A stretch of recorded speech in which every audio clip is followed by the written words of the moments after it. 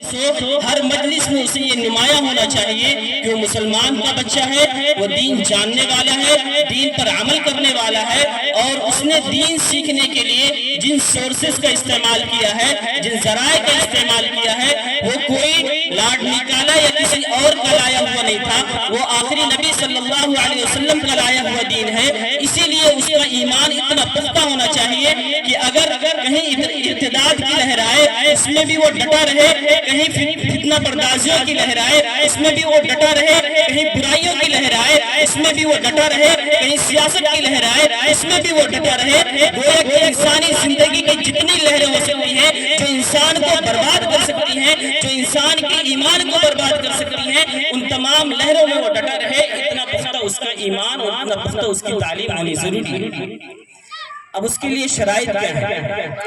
اس کے لیے سب سے بنیادی شرط یہ ہے کہ معلم کیسا ہو۔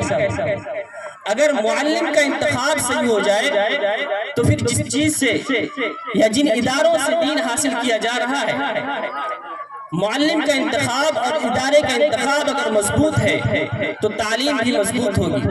اسی لیے اکابر نے لکھا ہے کہ اگر اپنے آپ کو بنانا ہے تو کسی ایسے کا انتخاب کرو جو خود پہلے سے کسی بڑے سے بنا ہوا ہو۔ اسی لیے انتخاب تعلیم میں جہاں ہم دین اور دنیا کو ایک ساتھ معجون مرکب کر کے پیش کریں، وہاں ضروری ہے ایسے لوگوں کا ہونا جو دین بھی جانتے ہوں، دین کے اسباب بھی جانتے ہوں، اور دین میں کن کن باریکیوں کو زیر نظر رکھا گیا ہے، کن کن خطرناکیوں کو پیش کیا گیا ہے، اور جو ریڈ لائن رکھی گئی ہے دین میں، اس کا جاننا بہت ضروری ہے۔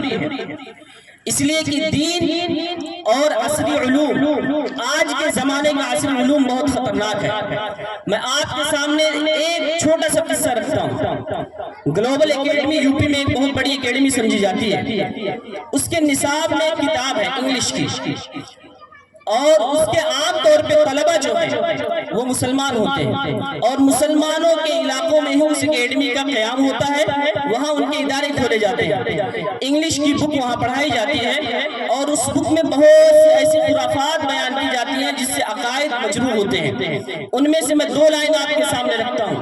اس اکیڈمی کی 6ٹھی کلاس کی ایک بک ہے جس میں سورج کو خدا لکھا ہے، لیکن یوں نہیں لکھ دیا کہ سورج خدا ہے۔ اس کا ایک قصہ بیان کیا کہ ایک کسان ہے، اور وہ جنگلات میں اپنی لکڑیاں کاٹنے کے لیے، چونکہ پرانے زمانے کی بات نقل کر رہے ہیں اس لیے پہلے جنگلات سے لکڑیاں کاٹ کے لائی جاتی تھی، تو جنگلات میں لکڑیاں کاٹ کے لاتا ہے اور بیچتا ہے۔ اس کو کسی نے پہلے ہی بتا رکھا ہے کہ جب تمہارے اوپر کوئی مصیبت آئے تو چند خداؤں کو یاد کر لینا۔ ان میں سے 3 خداؤں کا ذکر اس نے کیا ہے۔ اس کتاب میں لکھا ہے the sun is God, the moon is God, the air is God، یعنی سورج بھی خدا ہے، چاند بھی خدا ہے، اور ہوا بھی خدا ہے۔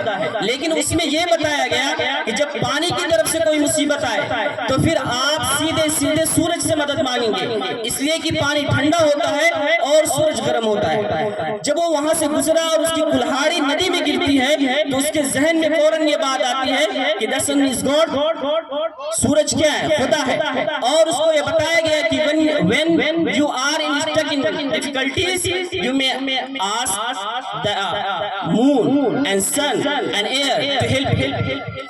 یہ بتایا گیا کہ جب آپ مصیبت میں جائیں تو آپ ان 3 خداؤں کو یاد کر سکتے ہیں، نمبر 1 سورج کو، نمبر 1 چاند کو، نمبر 1 ایئر کو یعنی ہوا کو۔ اس نے جب پانی میں اس کی مصیبت آئی، پانی کی طرف سے آئی، تو اس نے یاد کیا سورج کو، اور وہ کتاب سلیبس کا حصہ ہے۔ اب اگر معلم مضبوط ہے، اس کا عقیدہ مضبوط ہے، اس کی تعلیم مضبوط ہے، اور وہ توحید میں جمنے والا ہے، تو پھر وہ بتائے گا کہ سورج خدا نہیں ہو سکتا، چاند خدا نہیں ہو سکتا، ہوا خدا نہیں ہو سکتی، یہ سارے کے سارے اللہ کی مخلوق ہیں۔ اگر ان میں کوئی طاقت دکھتی ہے تو یہ صرف اور صرف اللہ کی طرف سے دی ہوئی ہے۔ اس لیے معلمات کا اور معلمین کا توحید کے میدان میں بہت مضبوط ہونا ضروری ہے۔ اس لیے بہت مبارکباد کے مستحق ہیں وہ حضرات جنہوں نے اس ادارے کو قائم کیا، چونکہ ان حضرات کا تعلق براہ راست علماء کرام سے اور اکابر علماء سے ہے، اس لیے یہ امید ہے کہ یہاں سے پڑھنے والے بچے انشاءاللہ وہ کھیت تیار ہو کے نکلیں گے جو عقائد کے باب میں یا اسلام کے باب میں سختی کے ساتھ جمنے والے ہوں گے۔ دوسرا استقبال رمضان کا تعلق ہے۔ مولانا معراج صاحب نے ایک آیت پیش کی ہے لعلکم تتقون کا ایک ٹکڑا میں پیش کر کے ختم کر دیتا ہوں۔ حضرت نانوتوی علیہ الرحمہ کا ایک مناظرہ جو ہوا تھا، پنڈت دیانند سرسوتی نے ایک اعتراض کیا رمضان کے اوپر کہ اگر مسلمانوں میں ایک مہینے دن میں بھوکا رہنے سے کوئی اگر متقی بن سکتا ہے تو پھر کیا جو وہ لوگ جو پورے مہینے بھوکے رکھتے ہیں، پورے سال بھوکے رہتے ہیں، یا پوری زندگی اپنے آپ کو اللہ کے لیے وقف کر دیتے ہیں، یا خدا کے لیے وقف کر دیتے ہیں، یا بھگوان کے لیے وقف کر دیتے ہیں، کیا وہ لوگ نیک نہیں ہو سکتے؟ کیا وہ لوگ متقی اور پرہیزگار نہیں ہو سکتے؟ اسلام میں جو روزے کا کانسیپٹ ہے یہ صحیح نہیں ہے۔ حضرت نانوتوی علیہ الرحمہ لکھتے ہیں کہ اگر اس